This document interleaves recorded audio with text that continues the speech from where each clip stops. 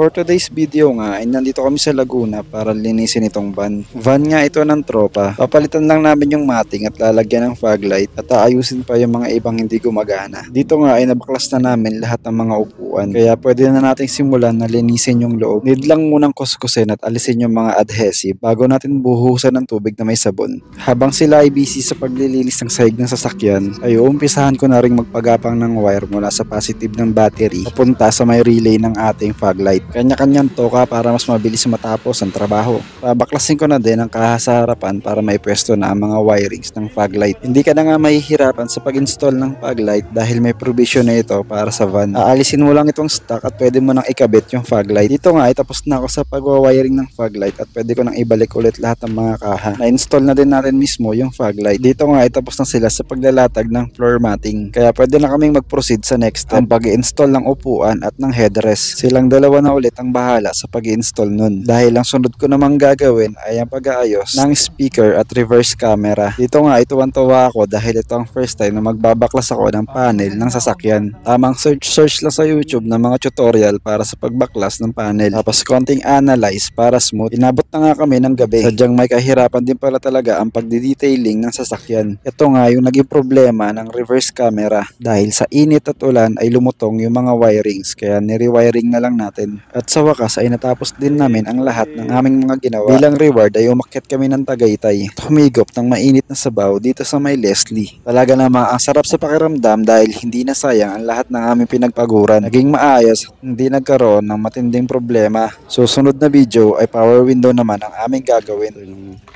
pinagpaguran natin. Ay, hindi mo kinabit yung sa likod, papi. Sabi mo, ano yun eh. Sabi mo next week na eh.